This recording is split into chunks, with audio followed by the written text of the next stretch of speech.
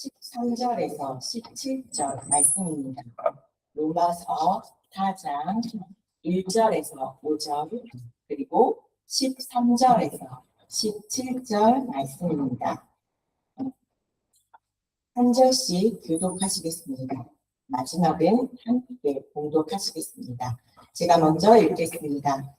그런즉 육신으로 우리 조상인 아브라함이 무엇을 얻었다 하리요? 만일 행위로서 값을 받았으면 사랑하는 것이 있으려니와 하나님 앞에서는 없느니라. 성경이 무엇을 말하느냐? 아브라함이 하나님을 믿음에 그것이 그에게 의로 여겨진 바 되었느니라. 그 사실이 능력이 있으시 않으나 몸소스로 여겨지만 이를 아니할지라도 경건하지 아니한 자를 의롭다 하시는 이를 믿는 자에게는 그의 믿음을 의로 여기시나니. 13절입니다. 13절 아브라함이나 그 손에게 세상의 약속자가 되리라 하신 언약은 율법 유명한 것을 말씀하시고 우리 믿음에 아니하는 것이다. 만일 율법에 속한 자들이 상속자이며 믿음은 헛것이 되고 약속은 파기되었느니라.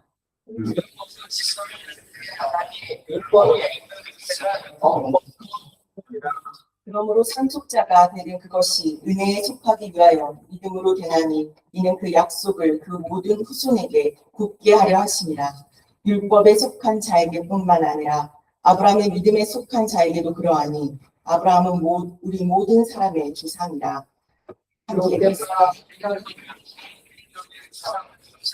신바와 같으니 그가 진짜의 성실과 없는 것을 믿는 것으로 아멘. 여러분은 혹시 사람에게 마음의 선을 그어본 적이 있으십니까? 저 사람은 나를 이해 못해. 나는 저 사람과 달라. 저 사람은 가까이 하기 어려워. 우리는 상처받을수록 사람 사이에 벽을 세웁니다. 오늘 우리는 로마서 4장 말씀을 통해 선을 긋는 세상 속에서 경계를 허무는 믿음이라는 제목으로 함께 은혜를 나누고자 합니다. 영화 인사이드 아웃을 보면 주인공 라일리는 어린 시절 살던 익숙한 고향을 떠나 낯선 도시로 이사하게 됩니다. 새로운 학교, 새로운 친구들, 달라진 환경 속에서 라일리는 외로움과 두려움을 경험합니다. 그런데 문제는 그 감정을 숨기기 시작했다는 것입니다. 슬픔을 숨기고 괜찮은 척 할수록 자신의 마음을 외면할수록 라일리는 점점 가족과 멀어집니다. 결국 마음속 상처와 두려움은 관계의 단절로 이어지고 라일리는 자기 안에 숨어버립니다. 영화는 우리에게 한 가지 중요한 사실을 보여줍니다. 상처는 사람을 고립시키고 두려움은 사람 사이에 경계를 만든다는 것입니다. 사실 이것은 우리의 모습이기도 합니다. 우리도 상처받으면 선을 긋습니다.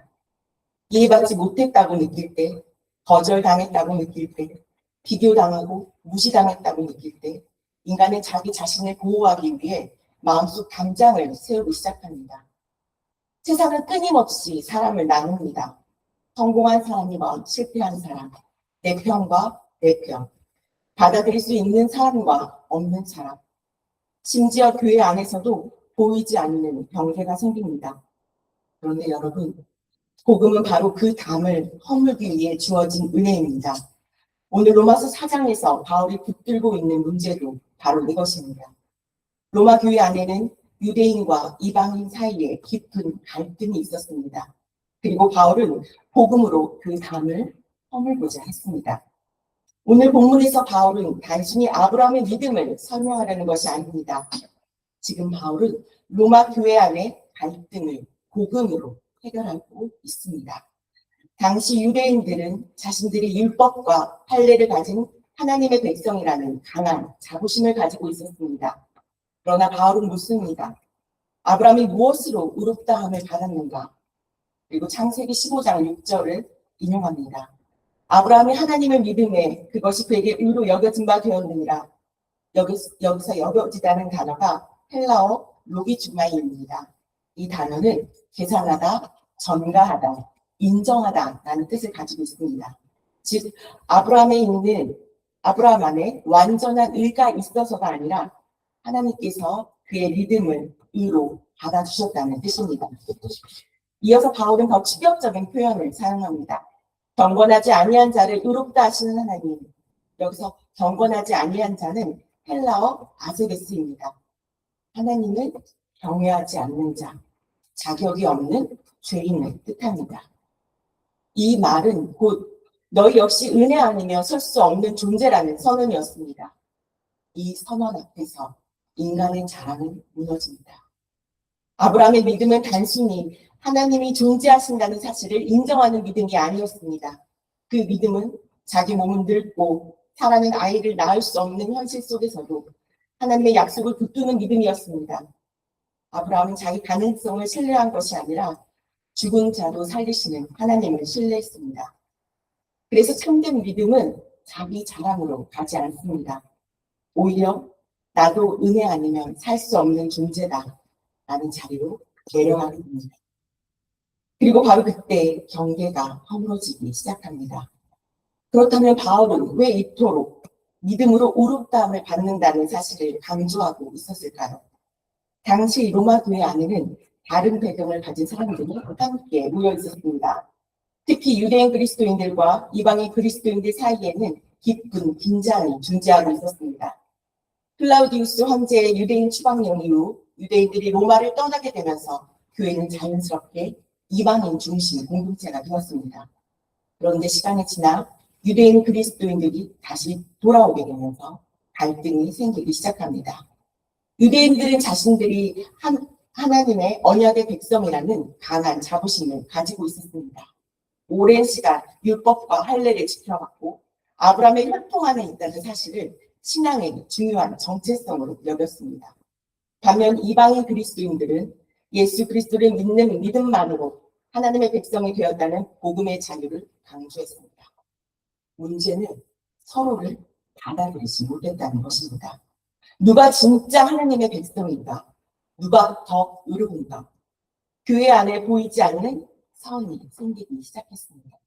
이 갈등은 단순한 문화 차이의 문제가 아니었습니다. 구원의 본질과 연결된 문제였습니다. 그래서 바울은 로마서를 통해 복음의 본질을 설명합니다. 그리고 그 사실을 설명하기 위해 유대인들이 가장 존경하던 조상 아브라함을 예로 듭니다. 왜냐하면 아브라함조차 행위나 혈통이 아니라 믿음으로 의롭다함을 받았다면 구원은 인간의 공로나 민족적 특권이 아니라 하나님의 은혜라는 사실이 분명해지기 때문입니다. 특히 바울은 아브라함이 할례를 받기 전에 이미 의롭다 하심을 받았다는 사실을 강조합니다.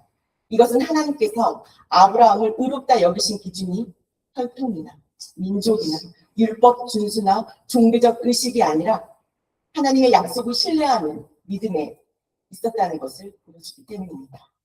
결국 바울이 말하고 싶은 것은 분명합니다. 복음은 사람을 나누는 정도가 아니라 교회가 복음 안에서 하나 되어야 한다는 사실을 선포하고 있는 것입니다. 오늘 말씀은 우리에게 믿음으로 사람 사이의 경계를 허물라고 요청합니다. 인간은 끊임없이 비교합니다. 누가 더 나은지, 누가 더 옳은지, 누가 더 자격이 있는지를 따집니다. 그리고 그 비교는 결국 사람 사이에 선을 긋게 만듭니다. 심지어 교회 안에서도 사람들은 신앙의 수준과 기준으로 서로를 판단하기도 합니다. 그러나 복음은 인간의 자랑을 무너뜨립니다. 왜냐하면 십자가 앞에서는 자랑할 사람도 없고 완전한 사람도 없기 때문입니다. 모두가 은혜로 살아난 존재입니다. 그래서 참된 믿음은 사람을 밀어내지 않습니다. 정죄보다 품음을 선택합니다. 배타성보다 환대를 선택합니다. 판단보다 사랑을 선택합니다. 예수님께서 선한 사마리아인의 비유를 말씀하시는 이유도 바로 여기에 있습니다. 당시 유대인들은 사마리아인을 부정한 민족으로 여기며 철저하게 선을 긋고 살았습니다. 그러나 예수님은 가장 멸시받던 사마리아인을 통해 참된 이웃사랑을 설명하십니다. 누가복음 10장 36절에서 37절 말씀, 예수님은 말씀하십니다. 내 생각에는 이 세 사람 중에 누가 강도 만난 자의 이웃이 되겠느냐? 이르되 자비를 베푼 자니이다. 예수께서 이르시되 가서 너도 이와 같이 하라 하시니라. 믿음은 경계를 만드는 것이 아니라 경계를 넘어가는 것입니다. 하나님께 은혜 받은 사람은 타인을 함부로 정죄할 수 없습니다. 그래서 참된 믿음은 하나님과 화해한 사람이 사람과도 화해하며 살아가는 삶으로 나타납니다. 오늘 본문이 말하는 경계를 허무는 믿음을 실제 삶 속에서 보여준 대표적인 인물 가운데 한 사람이 바로 호리 텐 분입니다. 그녀는 제2차 세계대전 당시 유대인들을 숨겨주었다는 이유로 가족과 함께 나치 강제 수용소에 끌려가게 됩니다. 그곳에서 아버지와 언니를 잃고 깊은 고통을 경험하게 됩니다. 전쟁이 끝난 후 호리는 하나님의 용서와 복음을 전하는 삶을 살게 됩니다. 그런데 어느 날 집회를 마친 뒤 한 남자가 그녀에게 다가옵니다. 그 순간 호리의 몸이 얼어붙었습니다. 그는 과거 자신과 언니를 학대하던 수용소의 간수였습니다. 그 남자는 호리에게 말했습니다. 하나님의 용서가 얼마나 놀라운지 오늘 처음 알게 되었습니다. 자매님, 저도 용서받을 수 있겠습니까? 그리고 손을 내밀었습니다. 그 순간 호리 안에서는 거대한 갈등이 일어났습니다. 어떻게 저 사람을 용서할 수 있단 말인가? 그녀는 훗날 그 순간을 이렇게 기록합니다. 내 손은 얼어붙은 것처럼 움직이지 않았다. 그런데 바로 그 순간 호리는 한 가지 사실을 떠올리게 됩니다. 하나님께서 죄인인 나를 먼저 용서하셨다. 그리고 떨리는 손으로 그 남자의 손을 붙잡습니다. 이것이 복음입니다. 복음은 단순히 죄 사함의 교리가 아닙니다. 복음은 원수 사이에 세워진 담을 허무는 하나님의 능력입니다. 로마서 5장 8절을 말씀합니다. 우리가 아직 죄인 되었을 때에 그리스도께서 우리를 위하여 죽으심으로 하나님께서 우리에 대한 자기의 사랑을 확증하셨는데, 참된 믿음은 단순히 교회를 오래 다니는 것에 있지 않습니다. 참된 믿음은 은혜 받은 사람처럼 살아가는 것입니다. 나를 용서하신 하나님 때문에 타인을 굽는 것, 나를 받아주신 하나님 때문에 타인을 밀어내지 않는 것, 나를 위해 담을 허무신 예수님 때문에 내가 먼저 경계를 넘어가는 것입니다.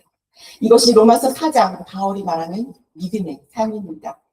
복음은 우리를 하나님과 화해하게 할 뿐 아니라 사람과도 화해하게 만듭니다. 그리고 바로 그때 세상은 교회를 통해 담을 허무시는 예수 그리스도를 보게 되는 것입니다.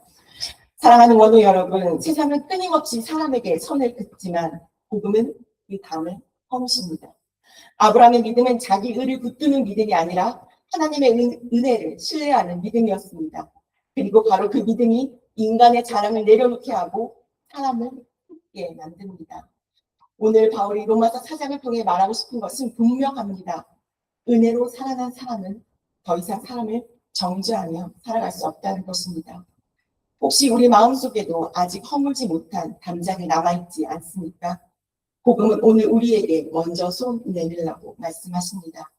정죄보다 품음을, 배타성보다 환대를, 판단보다 사랑을 선택하며 살아가라고 말씀하십니다. 선을 긋는 세상 속에서 복음으로 경계를 허무는 사람, 화해를 이루는 사람으로 살아가는 우리 모두가 되기를 주님의 이름으로 축원합니다. 기도하십니다. 은혜의 하나님 아버지, 우린 너무 쉽게 사람들에게 선을 긋고 살아갑니다. 나와 다르다는 이유로, 상처받았다는 이유로, 이해할 수 없다는 이유로 사람을 판단하고 밀어내며 살아왔습니다. 그러나 오늘 말씀을 통해 우리 역시 은혜 아니면 설 수 없는 존재임을 깨닫게 하시니 감사합니다.